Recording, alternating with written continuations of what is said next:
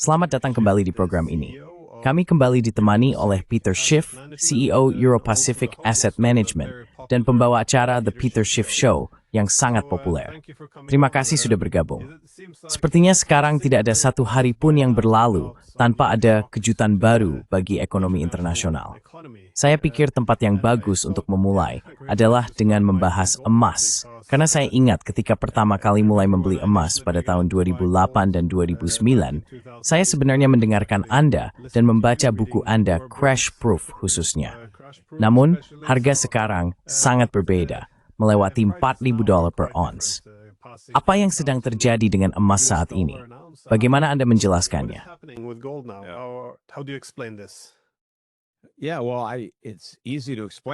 Ya, itu mudah dijelaskan karena saya sudah memprediksikannya selama bertahun-tahun.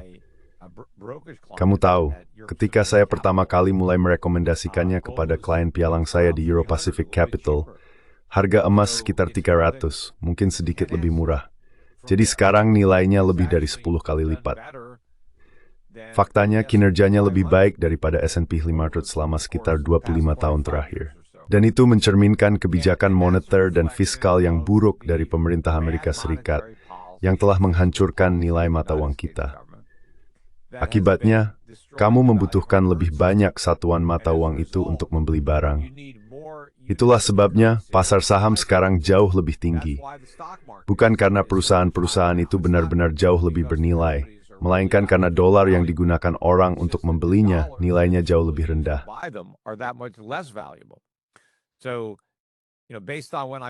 Jadi kamu tahu, berdasarkan saat pertama kali saya mulai merekomendasikan emas, sekarang kamu membutuhkan 4 hingga 5 kali lebih banyak dolar untuk membeli Dow Jones, tetapi 11 kali lebih banyak untuk membeli 1 ons emas. Benar?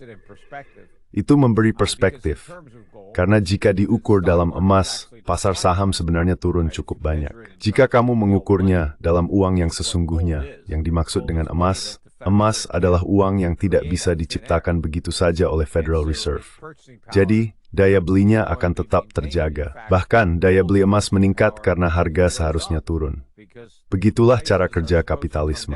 Kita menemukan cara yang lebih efisien untuk memproduksi barang, kita mengembangkan skala ekonomi, dan harga seharusnya turun. Dan jika kamu mengukur harga dengan uang yang sesungguhnya, mereka turun. Hanya ketika kita coba bertindak dua virus diciptakan oleh pemerintah, wilayah itu mengalami insecure.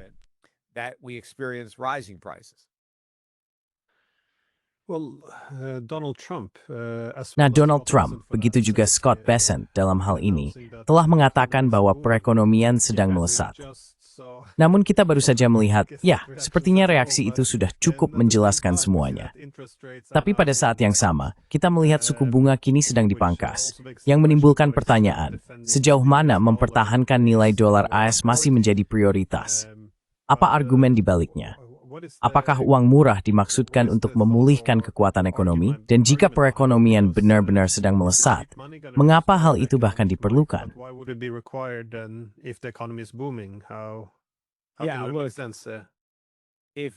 Jika Anda mengklaim bahwa perekonomian sedang booming, dan Trump tidak hanya mengatakan bahwa perekonomian sedang booming, dia mengatakan bahwa ini adalah yang terkuat dalam sejarah negara ini, maka itu berarti ini adalah ledakan terbesar, bukan?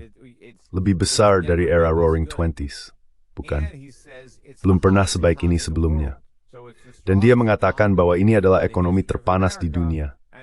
Jadi ini adalah ekonomi terkuat dalam sejarah Amerika, dan juga ekonomi terkuat di dunia. Itu tidak konsisten dengan permintaan agar Federal Reserve memangkas suku bunga. Tapi itu juga tidak konsisten dengan pandangan publik. Saya baru saja melihat kemarin, tingkat persetujuan Donald Trump terkait ekonomi, hanya soal ekonomi, adalah yang terendah yang pernah ada. Saya pikir tingkat persetujuannya terhadap ekonomi sekitar 33%. 60% orang tidak menyetujui cara dia menangani perekonomian saat ini. Jika perekonomian berjalan dengan baik, seharusnya lebih banyak orang yang memberinya pujian atas hal itu. Maksud saya, biasanya apakah perekonomian baik atau buruk, Bahkan jika itu tidak ada hubungannya dengan presiden, presiden akan disalahkan jika buruk dan mendapat pujian jika baik. Jadi jika publik mengatakan mereka tidak puas dengan cara Trump menangani perekonomian, apa yang itu katakan tentang pengalaman pribadi mereka terhadapnya? Perekonomian tidak berjalan baik, dan itulah sebabnya mereka menyalahkan Trump dan berkata, "Saya tidak suka cara dia menangani perekonomian." Jika kita benar-benar memiliki perekonomian terkuat dalam sejarah, angka survei Trump seharusnya mencerminkan hal itu. Then Trump's poll numbers should reflect that, right? The people should be, overjoyed. Rakyat seharus sangat gembira karena sedang mengalami ledakan ekonomi besar-besaran ini. Dan mereka seharusnya memiliki kepercayaan pada Trump karena mereka seharusnya memberi dia pujian atas hal tersebut. Bagaimanapun juga, Trump mengatakan bahwa sebelum ia menjadi presiden, setahun yang lalu, kita memiliki ekonomi terburuk dalam sejarah dunia. Dan sekarang kita memiliki ekonomi terbaik. Jadi, jika memang telah terjadi transformasi besar terhadap ekonomi kita dalam waktu yang begitu singkat, orang akan berpikir para pemilih akan bersukacita. Dan orang-orang yang disurvei akan memberi Trump pujian atas perubahan ajaib ini. Dari ekonomi terburuk sepanjang masa, menjadi ekonomi terbaik sepanjang masa, hanya dalam waktu singkat.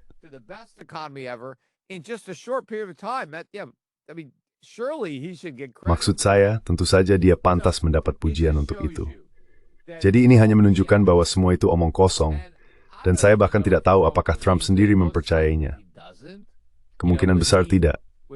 Kamu tahu, ketika dia menjalankan Trump Steaks dan mengatakan kepada orang-orang bahwa itu adalah steak terbaik di dunia, apakah dia benar-benar percaya itu? Atau dia hanya mencoba menjual steaknya? Sekarang dia hanya mencoba menjual masa kepresidenannya. Terwijl sommige publiek percaya sebesar brazeness versuksien lesop dan yang liberister uit Kero. Orang sebenarnya mengaper ucapan yang skeptis. Use it, these cuffs routine. None of it is real. Well, he is the king of branding, I guess. Ya, dia memang rajanya dalam hal branding, kurasa, dalam aspek pemasaran. Tapi tentu saja pada intinya, sesuatu seharusnya nyata. Sejauh mana menurutmu masalahnya terletak pada cara kita mengukur kekuatan ekonomi?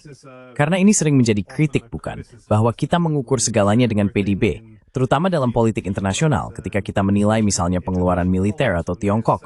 Kita sering mengabisaikan bahwa mereka bisa jauh lebih banyak dengan $1. Mereka bisa membeli banyak peluru dan banyak kapal lagi dengan dolar yang sama dibanding rekan-rekan mereka Eropa atau Amerika. Apakah punya daya lebih baik untuk menilai bagaimana kita bisa mengukurkan dan penciptaan kekayaan? Wealth and wealth creation. Yeah, well, I mean, GDP is not the best. Ya, maksud saya, PDB bukan ukuran yang terbaik. Itu yang kita gunakan. Tapi ada banyak masalah dengannya karena banyak hal yang tidak termasuk nilai waktu luang misalnya. Jika saya punya banyak waktu luang dan saya hanya bersantai dan menikmati diri sendiri, itu tidak masuk dalam PDB.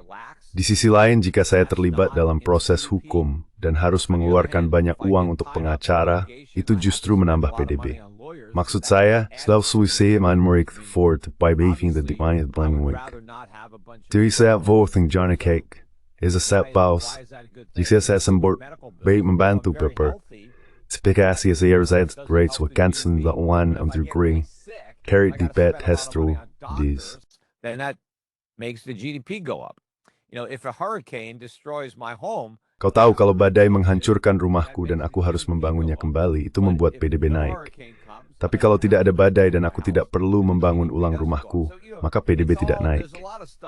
Jadi kau tahu ada banyak hal di situ yang itu bukan ukuran terbaik, tapi itulah yang kita gunakan. Salah satu alasan mengapa itu juga tidak dapat diandalkan adalah karena angkanya bias akibat kenaikan harga.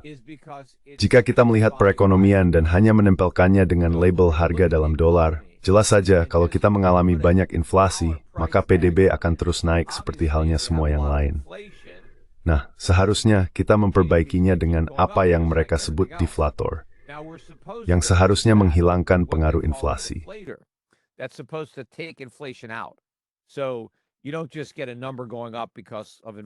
Jadi kamu tidak hanya mendapatkan angka yang naik karena inflasi, itu seharusnya pertumbuhan real. Masalahnya, deflator PDB seperti CPI bahkan tidak mendekati pengukuran seberapa cepat harga sebenarnya naik. Jadi menurut saya, PDB itu omong kosong, sama seperti CPI. Jika PDB saat ini sekitar 2%, saya pikir ekonomi sebenarnya sedang menyusut karena deflator PDB meremehkan inflasi lebih dari 2%. Jika kita memiliki ukuran harga yang lebih akurat, kita harus tidak berdebar tumbuh nomor real di ekonomi AS. Dan mas mengapa presiden begitu populer? Di ekonomi sistem berdua orang-orang kesulitan. Dan itu matters di Korea Trump mendapat penilaian bird. In the economy, and that's why Trump gets low marks. So if a country Inaarjok sa Peneguru, ninfinger thuwikiapari toward Tiongkok, untuk membeli barang konsumsi Tiongkok. It's with this stipia benitio. the GDP or Well, remember, we subtract our trade. Nah ingat, kita mengurangkan defisit perdagangan kita, itu bernilai negatif. Jadi misalnya saya membeli sesuatu dari Tiongkok, tapi saya membelinya di Walmart kan? Walmart menaikkan harganya. Jadi sebagian dari penjualan itu masuk ke dalam PDB.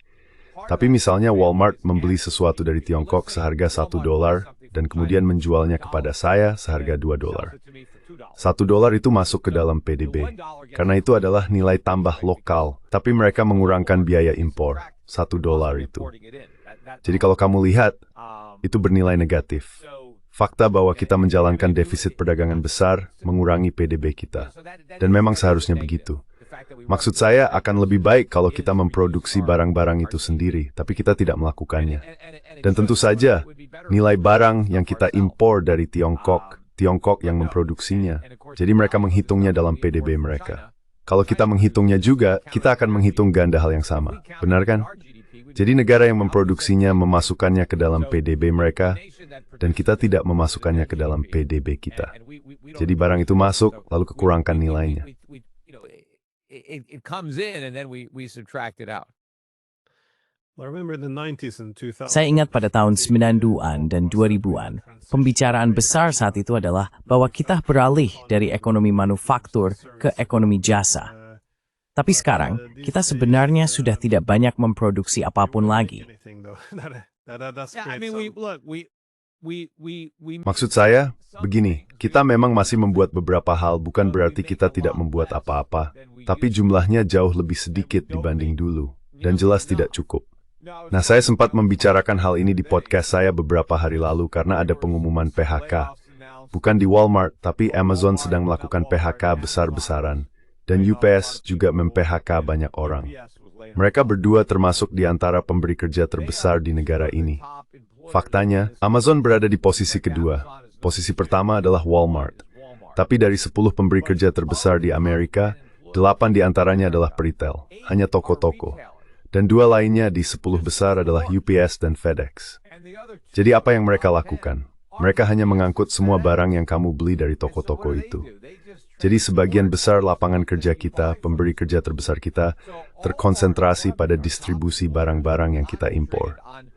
Tapi coba lihat Jepang.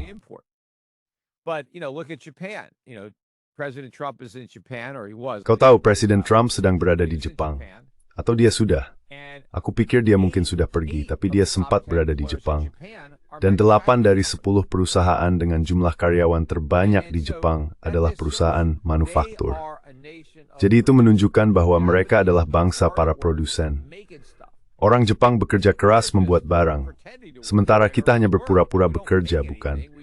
Atau kita memang bekerja tapi kita tidak membuat apapun. Kita hanya saling memberikan jasa. Tapi kau tahu, kalau kita tidak bisa mendapatkan barang dari Jepang, Tiongkok, dan seluruh dunia, tidak akan ada apapun yang bisa dijual Walmart. Jadi Walmart tidak akan membutuhkan semua pekerja ini, karena tidak akan ada orang yang datang ke toko. Mengapa kau pergi ke toko kalau raknya kosong? Jadi kalau impor dihapus, semua pekerjaan yang terkait dengan distribusi barang-barang impor itu, semuanya akan hilang.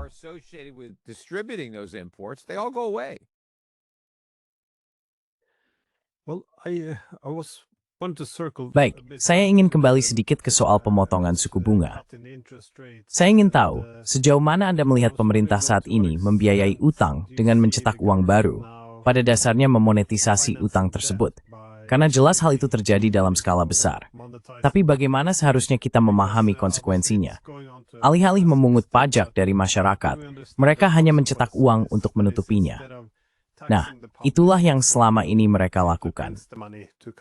Well, that's what they've been doing, and now they're going to do it faster now that they're ending. Dan sekarang mereka melakukannya dengan lebih cepat lagi, karena mereka mengakhiri pengetatan kuantitatif. Tapi saya pikir itu hanyalah langkah pertama menuju dimulainya kembali pelonggaran kuantitatif.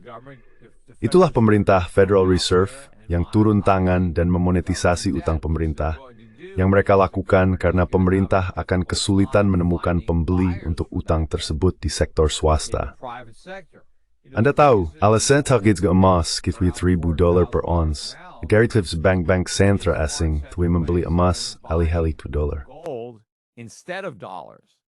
So instead of holding dollars and then buying. Jadi alih-alih memegang dolar dan kemudian membeli surat utang pemerintah AS dengan dolar tersebut, mereka menjual dolar mereka, membeli emas, dan menyimpan emas itu di brankas.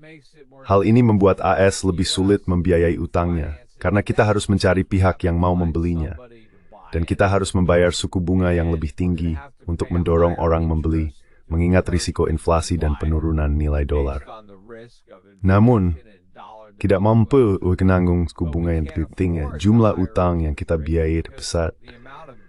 Itu sebabnya banyak tekanan pada The Fed untuk membiayainya. Tetapi ketika The Fed melakukannya, mereka harus menciptakan inflasi agar hal itu terjadi.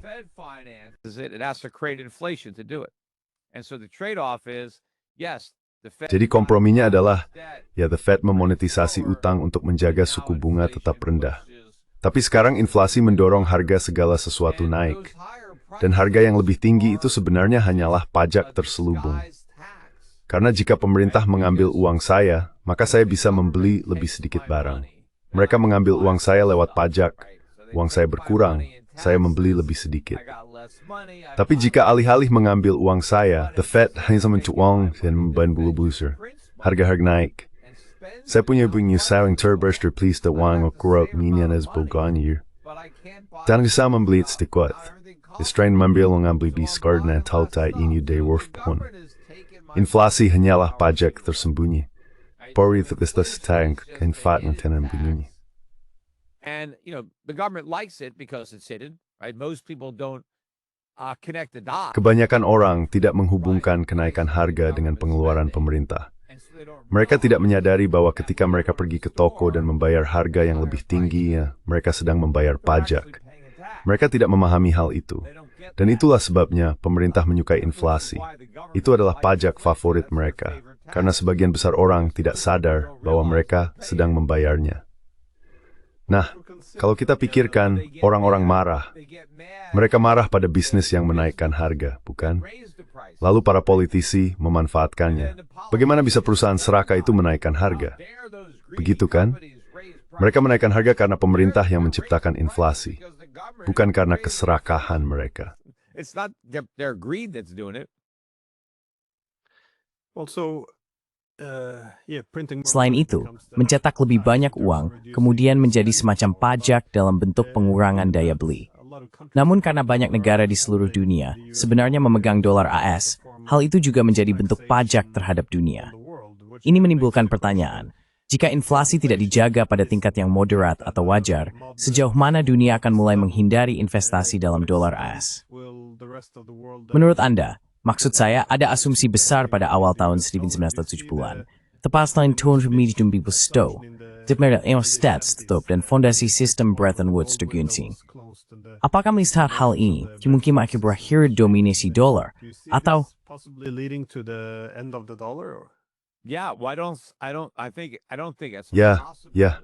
Saya tidak berpikir itu hanya kemungkinan. Saya pikir itu adalah probabilitas yang kuat. Saya pikir kita sedang berada di tengah-tengah proses itu, atau setidaknya pada tahap awal. Saya tidak tahu persis di mana posisi kita dalam proses ini sekarang. Proses dedolarisasi sedang berlangsung. Dan inflasi adalah pajak bagi semua pemegang dolar. Bukan hanya orang Amerika, siapapun di seluruh dunia yang memegang mata uang AS atau instrumen utang yang merupakan janji untuk membayar dalam mata uang AS. Anda membayar bagian dari pajak inflasi itu. Dan saya pikir semakin banyak pihak asing, terutama bank sentral, tidak ingin membayar pajak itu. terutama karena pajak tersebut akan menjadi jauh lebih tinggi. Especially since the tax is going to go a lot higher. And so that's why they're cashing out of their dollars. Dan itulah sebabnya mereka menukarkan dolar mereka dan beralih ke emas. Itulah mengapa harganya mencapai $4.000, karena banyak bank sentral telah membeli emas dan mendorong kenaikannya. Dan akan ada lebih banyak lagi yang membeli emas sebagai alternatif terhadap dolar.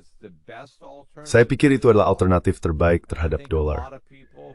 Banyak orang sangat puas diri terhadap peran dolar sebagai mata uang cadangan yang merupakan dasar ekonomi konsumsi dan gelembung kredit ke.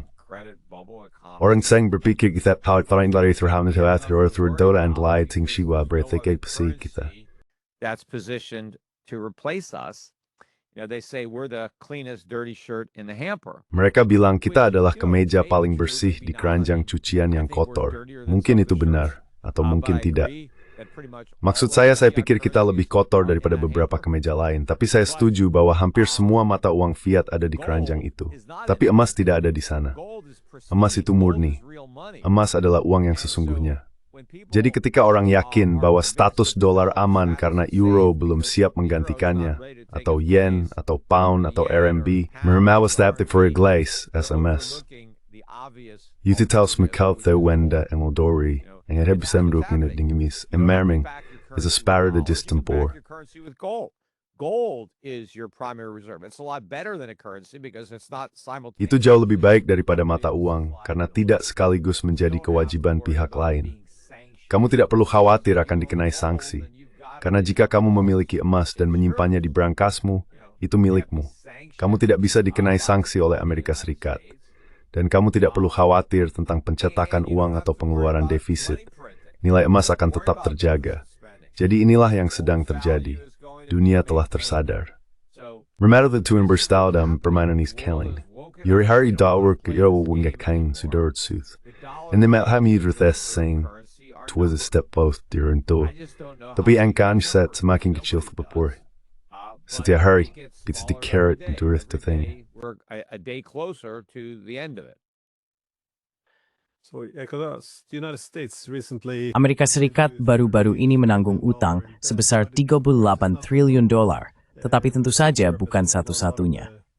Kita juga melihat di Eropa bahwa banyak ekonomi terbesar kini memasuki tingkat utang yang tidak berkelanjutan.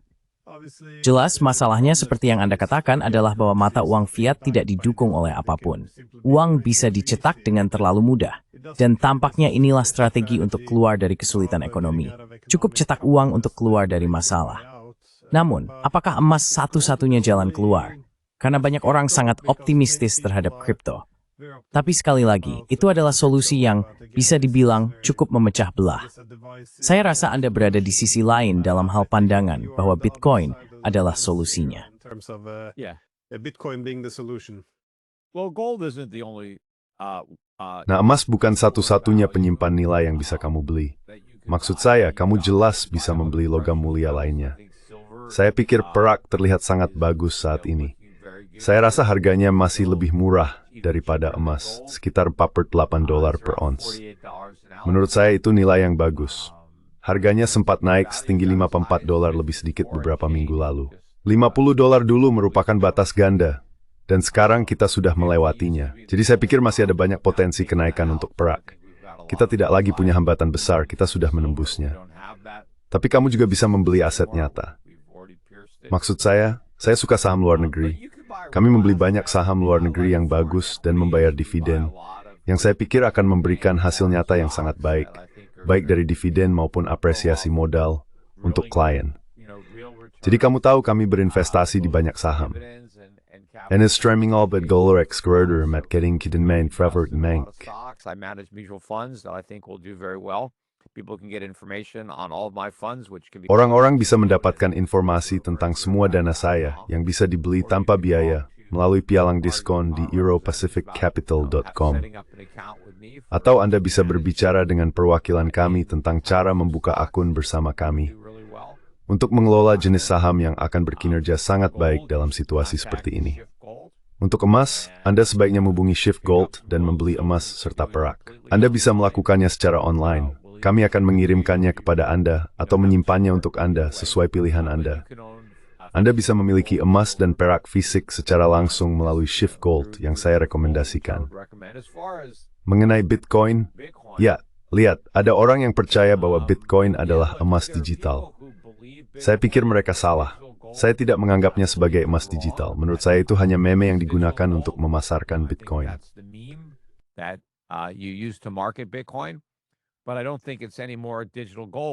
Tapi saya tidak berpikir lebih mirip emas digital daripada gambar hamburger yang bisa disebut makanan digital. Tentu mungkin terlihat seperti makanan sungguhan, tapi kamu tidak bisa menggigitnya. Kamu tidak akan mendapatkan kalori apapun.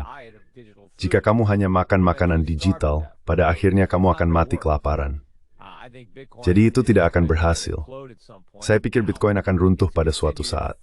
Sekarang, memang sudah bertahan cukup lama dan mengumpulkan banyak pengikut, banyak orang yang mempercayainya. Jadi jika kamu membeli Bitcoin, kamu lebih baik startupan akan ada lebih banyak orang yang mempercayainya dibanding sekarang. Dan kamu benar-benar harus percaya bahwa ketiadaan adalah sesuatu, dan sejauh mempercayai hal itu, kamu mungkin membeli Bitcoin.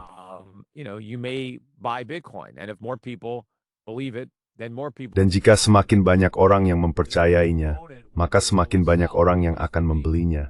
Dan orang-orang yang memilikinya akan bisa menjual karena akan ada pembeli baru yang ingin ikut serta. Tapi kamu tahu, kita tidak pernah tahu kapan orang-orang akan tersadar atau kapan mereka akan kehabisan orang bodoh yang mau membeli konsep itu. Dan akhirnya sebagian dari orang yang mempercayainya berhenti percaya. Mereka mulai sadar, mereka bangun, scary core, tapi saudara itu time as fall. Semua tali. Jadi saudara yang membeli Bitcoin, jika tujuannya hanya termelindungi dari inflasi, keluar dari door, atau melindungi dari, lebih harap dengan psikologi masa. It's more of gambling on group psychology. Yeah, a lot of events could happen. Ya, banyak peristiwa bisa terjadi yang mungkin mendorong lebih banyak orang beralih ke Bitcoin, bukan? Inflasi tinggi, kejatuhan dolar, lebih banyak orang bisa mencari tempat berlindung yang aman. Dan jika mereka akhirnya mencari tempat aman itu di Bitcoin, maka Bitcoin bisa naik, tapi mungkin juga tidak. Mereka bisa saja sadar dan Bitcoin bisa anjlok. Tapi saya pikir emas tidak akan anjlok. Maksud saya pikir emas sebenarnya adalah apa yang Bitcoin pura-pura jadi. Jadi saya lebih memilih membeli yang asli atau membeli perak atau sesuatu yang berwujud atau berinvestasi di saham pertambangan emas. Saya pikir nilainya akan naik jauh lebih banyak daripada emas. Saya bahkan berpikir harganya lebih murah daripada logamnya.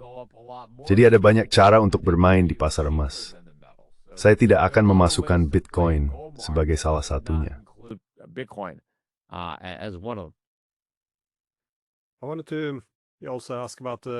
Saya juga ingin menanyakan tentang arah yang lebih luas dari ekonomi global. Di Amerika Serikat, di bawah Trump, beberapa gagasan untuk menghidupkan kembali kekuatan ekonomi berfokus pada pemindahan produksi kembali ke Amerika Serikat.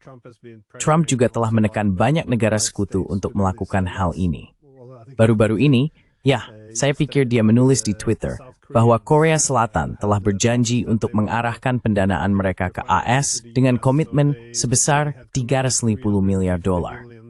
Saya tidak yakin seberapa akurat hal itu, tetapi apakah Anda melihat adanya keberhasilan dalam mendorong negara-negara di seluruh dunia untuk memindahkan kembali uang mereka ke Amerika Serikat?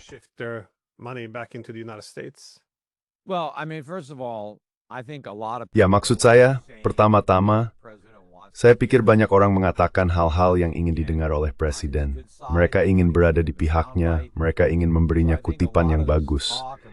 Jadi saya rasa banyak pembicaraan tentang negara-negara yang mengatakan, saya akan berinvestasi 2 miliar, 10 miliar, berapapun itu.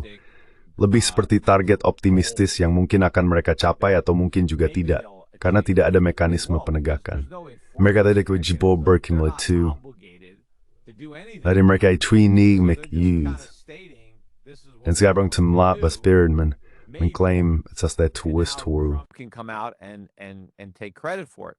Also, it's hard to know Selain itu, sulit untuk mengetahui apa yang sebenarnya akan dilakukan perusahaan-perusahaan ini. Maksud saya, bisa saja ada perusahaan Jepang yang memang sudah berencana untuk berinvestasi di pabrik di AS, dan sekarang Trump hanya mengambil kredit atas investasi yang sebenarnya akan terjadi juga. Benar kan? Jadi kita tidak tahu seberapa banyak yang benar-benar baru dibandingkan dengan yang memang sudah akan datang ke sini.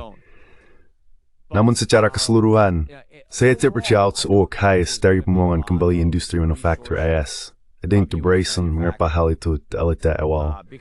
Dan Donald Trump sedekap pewafan psilorat. And Donald Trump is not really getting to the root cause of that.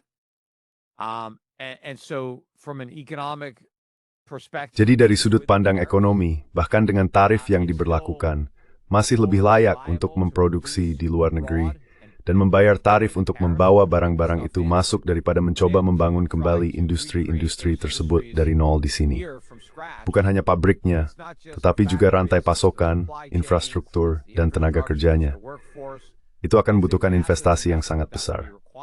Dan sejauh alasan satu-satunya investasi itu masuk akal adalah karena adanya tarif, tidak ada yang bisa memastikan berapa lama tarif tersebut akan tetap berlaku. Maksud saya, Trump bisa saja menghapusnya kapanpun dia mau, atau ya, dia hanya akan menjadi presiden selama 3 tahun lagi. He's only going to be president for another 3 years. And so many of these, Dan banyak dari proyek-proyek ini mungkin memerlukan waktu 5 tahun hanya untuk diselesaikan. Jadi siapa yang mau berinvestasi, tahu kan, miliaran dolar untuk membangun pabrik yang bahkan belum akan layak beroperasi selama 5 tahun lagi, ketika tidak ada kepastian apakah tarif yang membuatnya layak itu masih akan berlaku. Selain itu, sebagian besar masalahnya adalah jika kamu membangun pabrik di sini tetapi masih perlu mengimpor komponen dari luar negeri, kamu tetap harus membayar tarif tersebut.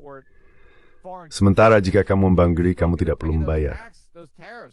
Jadi sebagian dari masalahnya adalah jika kamu membangun pabrik di Amerika, kamu pada dasarnya terbatas pada pasar AS. Artinya apapun yang kamu produksi di pabrik itu harus dijual di Amerika.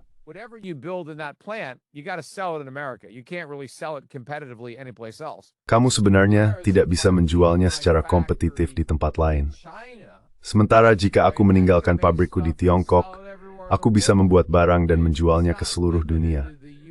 Itu tidak terbatas hanya di AS. Jadi mungkin bahkan tidak layak untuk membangun pabrik di Amerika jika satu-satunya pelangganmu adalah orang Amerika, dan kamu tidak bisa mengekspor ke Eropa karena tidak akan kompetitif akibat biaya yang lebih tinggi. Jadi lihatlah, sebagian besar dari ini tidak akan terjadi. Semua ini hanya omong kosong belaka. Dan Trump membanggakan semua kesepakatan hebat yang katanya sedang ia negosiasikan, dan semua uang yang konon akan diinvestasikan di Amerika. Kamu tahu, sebagian besar dari itu hanya omongan.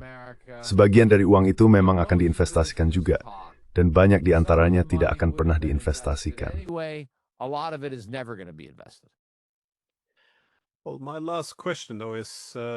Baik, pertanyaan terakhir saya adalah tentang hal yang saat ini menjadi pusat perhatian di era ekonomi yang penuh gejolak ini. Kita melihat adanya perang ekonomi antara Amerika Serikat dan Tiongkok. Pada dasarnya, persaingan tentang siapa yang akan berada di puncak. Bagaimana Anda melihat hal ini berkembang? Bagaimana saya melihat apa yang berkembang? Perang ekonomi antara Amerika Serikat dan Tiongkok.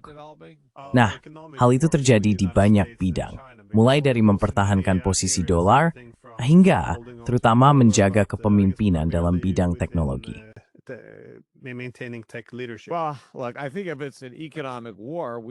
Baik, begini, saya pikir jika ini adalah perang ekonomi, kita akan kalah, karena kekuatan ada pada produsen dan kreditor. Saya pikir Donald Trump salah membaca hubungan ini. Dia berpikir kita memegang semua kartu, karena kita membeli segalanya dan meminjam uang.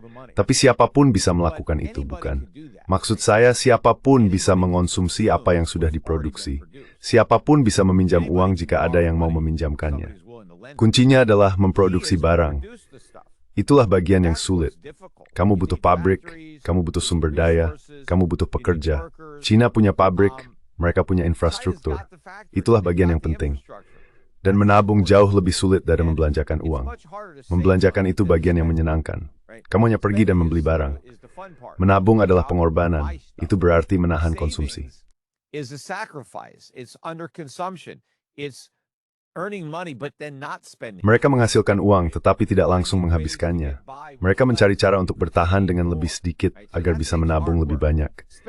Itu membutuhkan kerja keras. Menghabiskan uang itu sangat mudah. Kita sering berpikir bahwa kita adalah bagian terpenting dari hubungan ini karena kita meminjam dan membelanjakan. Tidak begitu. Itu seperti membalik urutan antara kuda dan kereta. Cina memproduksi, tanpa produksi, tidak ada konsumsi. Cina menabung, tanpa tabungan, tidak ada pinjaman. Jumlah mereka lebih banyak daripada kita, 3 kali lipat populasi di Cina. Mereka bisa membelanjakan, tidak ada kekurangan permintaan di Cina. Tapi di sini ada kekurangan besar dalam pasokan. Kita tidak punya pabrik, jadi jika terjadi perang, Cina yang menang. Faktanya Cina telah menopang ekonomi kita. Trump tidak memahami hal itu dan banyak orang di pemerintahannya juga tidak.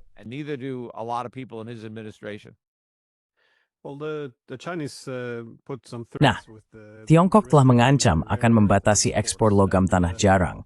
Dan tampaknya Trump dan Xi telah mencapai kesepakatan di mana sebagian dari hal ini akan bukan dibatalkan, tapi setidaknya ditunda. Menurutmu, apakah kita berhasil menghindari masalah besar atau perang dagang ini akan terus berlanjut?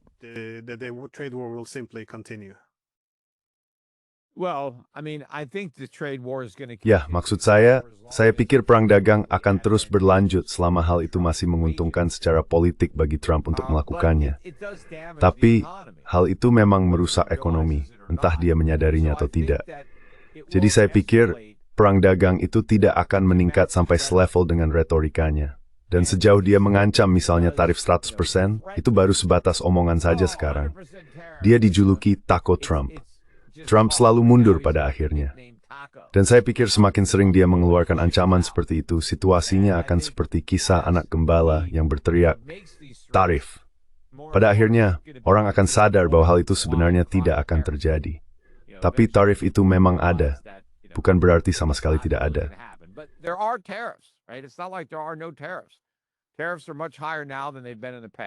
Tarif sekarang jauh lebih tinggi dibandingkan sebelumnya, dan itu bukan hal yang baik. Maksud saya memang benar, tarif akan meningkatkan pendapatan pemerintah AS, dan tentu saja pemerintah membutuhkan pendapatan. Jadi saya kira itu hal positif, karena sedikit mengurangi defisit. Artinya, kita sedikit lebih sedikit harus meminjam karena kita memungutnya melalui tarif. Tapi tarif itu dibayar oleh orang Amerika. Tarif itu tidak dibayar oleh orang Tiongkok, atau orang Kanada, atau orang Meksiko. Tarif itu dibayar oleh orang Amerika, dan yang membayarnya adalah kelas pekerja, orang miskin, orang-orang yang justru diklaim Trump sebagai pihak yang ia belah. Mereka yang menanggung beban biaya tarif tersebut.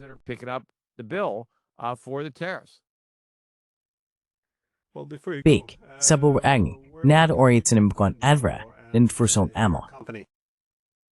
Ya,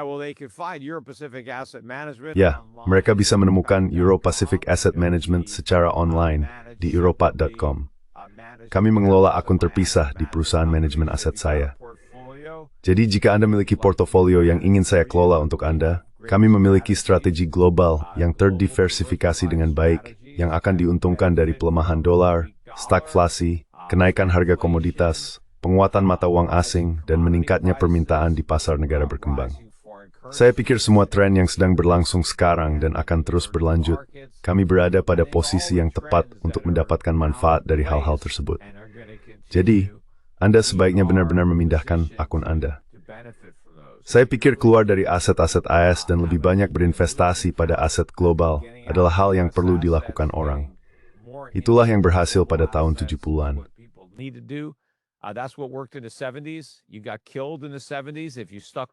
Kamu akan merugi pada tahun 70-an jika tetap berinvestasi di pasar AS. Tapi jika kamu berinvestasi di luar negeri, kamu bisa meraup kekayaan besar. Menurut saya, kali ini akan lebih baik lagi karena masalahnya bahkan lebih parah. Jadi saya pikir kinerja relatif antara pasar luar negeri dan AS akan semakin besar. Dan tentu saja, apresiasi terhadap komoditas emas, kamu harus membeli emas dan perak. Saya punya perusahaan Shift Gold tempat kamu bisa membeli. Kami akan memberikan harga yang sangat baik. Kamu bisa membeli secara online atau berbicara dengan spesialis kami yang akan membantu kamu. Situs webnya adalah shiftgold.com. Kami juga memiliki buletin gratis yang bisa kamu langgani di sovereignshift.com. Kami menerbitkan beberapa edisi setiap minggu. Cukup kunjungi situs webnya dan daftar untuk mulai menerima pemikiran kami di kotak masukmu. The thinking in your inbox. We also have paid products with investment ideas. Kami juga memiliki produk berbayar dengan ide investasi dan hal-hal semacam itu. Jika Anda tipe yang suka mengelola keuangan sendiri tetapi membutuhkan bantuan dalam memilih saham, kami dapat menyediakan layanan tersebut untuk Anda. Dan jangan lupa untuk mengikuti saya di media sosial. Saya memiliki lebih dari 1,2 juta pengikut di X. Saya sering memposting di sana. Jadi jika Anda ingin tahu apa yang saya pikirkan secara langsung, cukup ikuti saya di X dan Anda akan melihatnya. Dan tonton juga podcast saya, The Peter Schiff Show Podcast. Anda dapat menemukannya di situs web saya di shiftradio.com atau di iTunes, Stitcher, Spotify, atau platform lain yang menyediakan podcast. Anda juga bisa menontonnya di saluran YouTube saya, tempat saya menayangkan versi videonya secara langsung. Jadi berlanggananlah ke saluran YouTube Peter Schiff. To Peter Schiff YouTube channel.